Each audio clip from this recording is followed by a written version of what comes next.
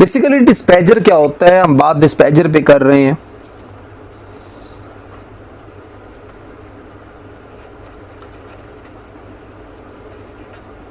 Dispatcher basically is a part of operating system which is responsible to allocate the CPU to a process। जब किसी भी process को CPU देना है या उससे CPU वापस लेना है, that will be done with the help of dispatcher। ये काम कौन करेगा? डिस्पैचर करेगा। मीन्स के डिस्पैचर की ड्यूटी होती है कि ये प्रोसेस को CPU को एलोकेट करता है और साथ उसका टाइम डिफाइन करता है कि उसे कितने टाइम, मिली सेकेंड्स के लिए, नैनो सेकेंड्स के लिए CPU का कंट्रोल दिया गया।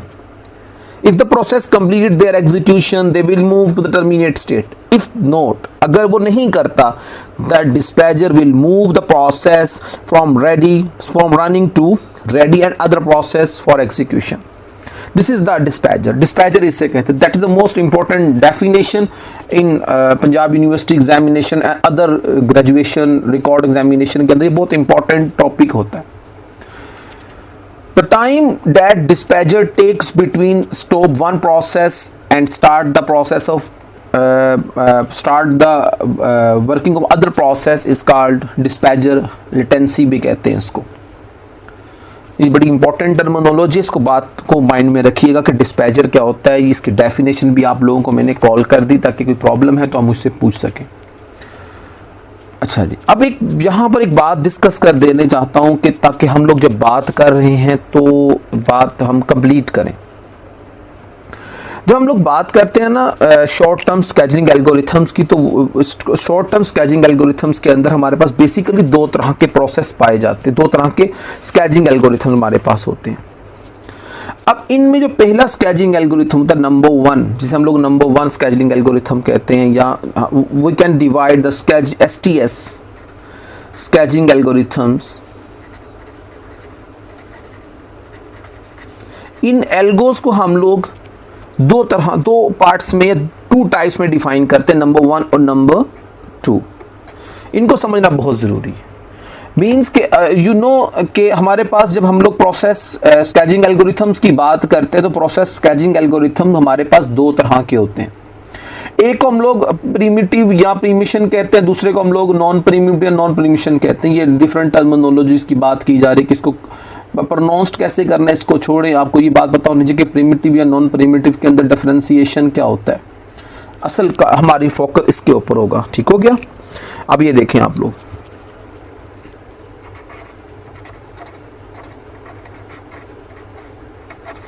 एक हमारे पास हो गया प्रिमिटिव स्केजुलिंग एल्गोरिथम्स और कुछ होते हैं नॉन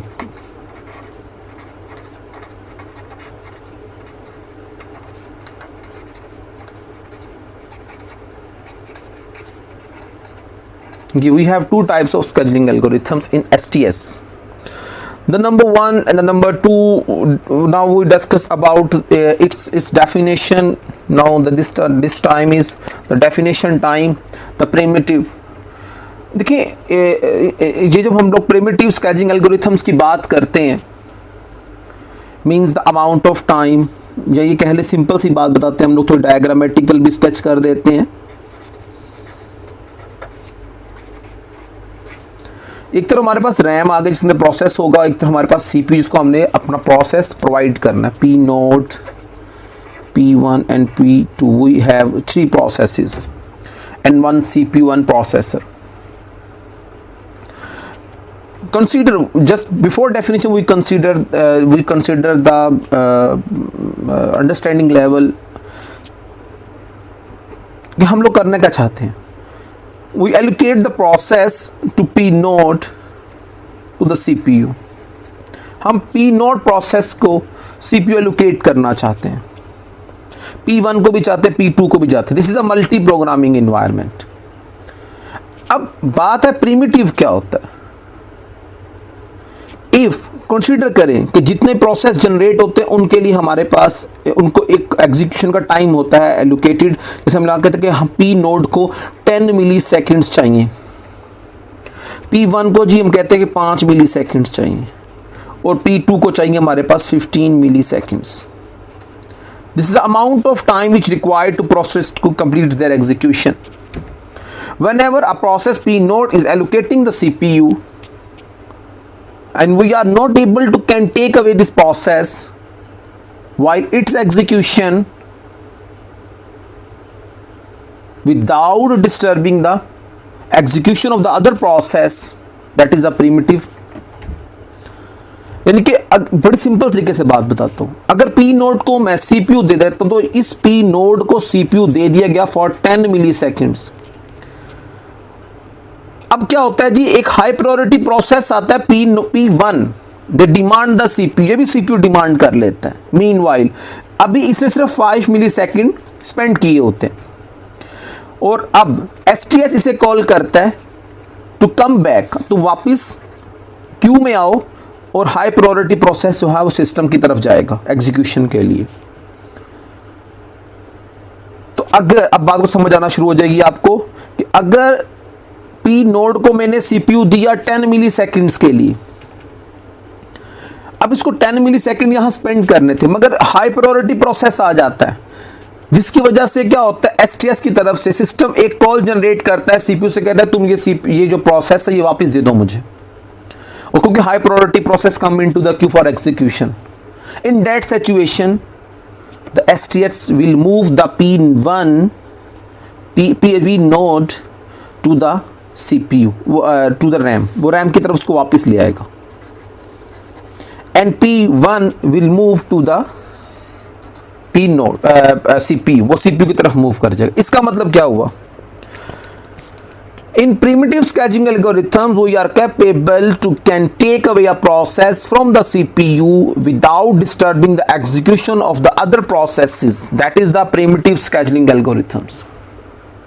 प्रीमिटिव के अंदर हम लोग CPU को जब चाहें प्रोसेस एलोकेट कर दें, जब चाहें उस प्रोसेस को CPU से वापस ले लें, वो किसी दूसरे प्रोसेस के एग्जीक्यूशन को डिस्टर्ब नहीं करेगा। That is the primitive scheduling algorithms. बात अंडरस्टैंड कर रहे होंगे मेरी आप लोग, but we consider it we should have the multi programming environment.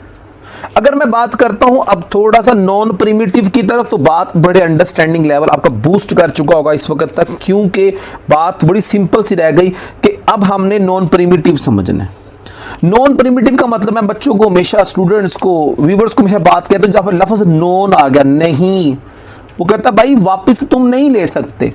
क्या वापस CPU वापस नहीं ले सकते जब तक वो अपनी वर्किंग कंप्लीट नहीं कर लेता पी नोड।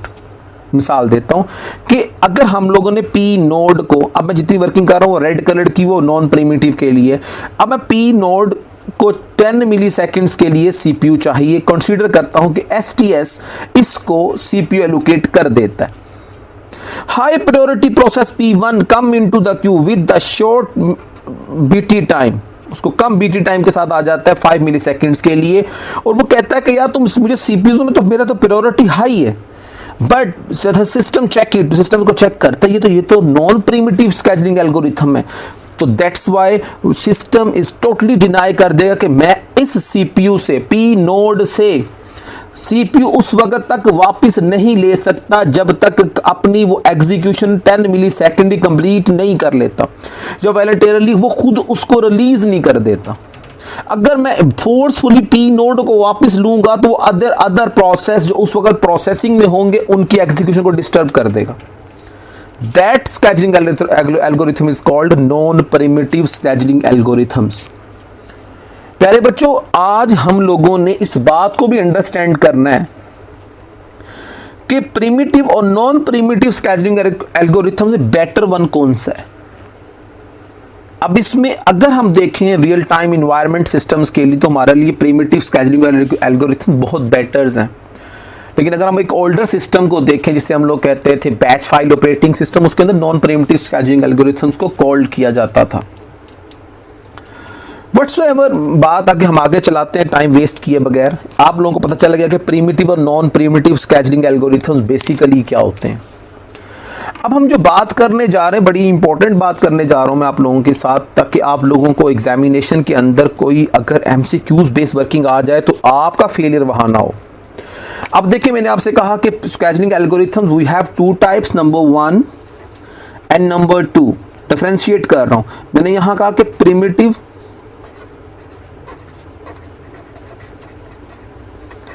और दूसरा मैंने क्या कहा, नॉन प्रिमिटिव।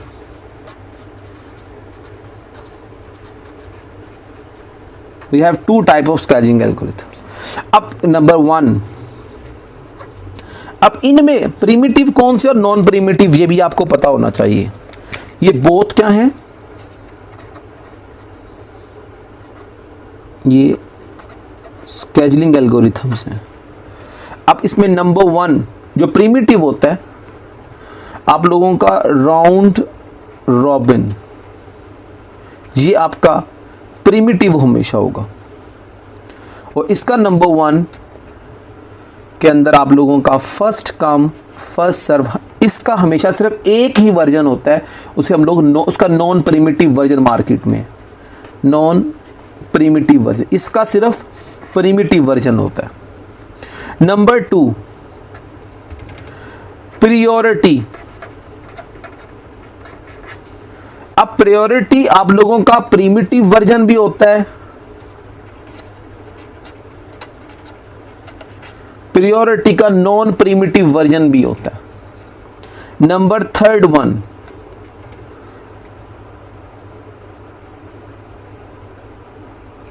थर्ड जो स्केजिंग एल्गोरिथम है वो है शॉर्टेस्ट रिमेनिंग टाइम फर्स्ट। ये प्रिमिटिव भी होगा और ये नॉन प्रिमिटिव। प्रिमिटिव में इसका नाम शॉर्टेस्ट रिमेनिंग टाइम फर्स्ट है और नॉन प्रिमिटिव का नाम शॉर्टेस्ट जॉब फर्स्ट है। नंबर 4 में हमारे पास फॉल करता है लॉन्गेस्ट रिमेनिंग टाइम फर्स्ट, तो इसमें आ जाता है लॉन्गेस्ट जॉब फर्स्ट। ये डिपेंड करता है कि आपने जॉब लॉन्गर वाली को एग्जीक्यूट करवाना है या स्मॉलर वाली को, दैट विल बी डिपेंड्स, ये उस पर डिपेंड करता है। इसका मतलब ये हुआ कि हमारे पास टोटल 5 टाइप्स के स्केजिंग एल्गोरिथम्स बेसिकली फॉल करते हैं। हम 1 बाय 1 ग्रेजुअली इनको देखेंगे। अब आपको ये बात पता होनी चाहिए कि ये आपस में इनका डिफरेंशिएशन पता होना चाहिए, कौन सा प्रिमिटिव होता है, कौन सा नॉन प्रिमिटिव होता है, किस में कौन सा क्राइटेरिया इस्तेमाल किया जाता है। स्टूडेंट, आज के लेक्चर में हम लोगों ने जो बातें भी डिस्कस की, अगर आप लोगों ने इस लेक्चर को लास्ट तक देख लिया तो हमारे लिए कल वाले लेक्चर को कैरिड आउट करना बड़ा आसान हो जाएगा। आप लोगों से उम्मीद करता हूं कि आप लोग इस लेक्चर को लास्ट तक देखेंगे और अपने फ्रेंड्स एंड फैमिलीज़ के अंदर शेयर करेंगे। Thank you for watching my channel. अल्लाह हाफिज़। अस्सलाम वालेकुम।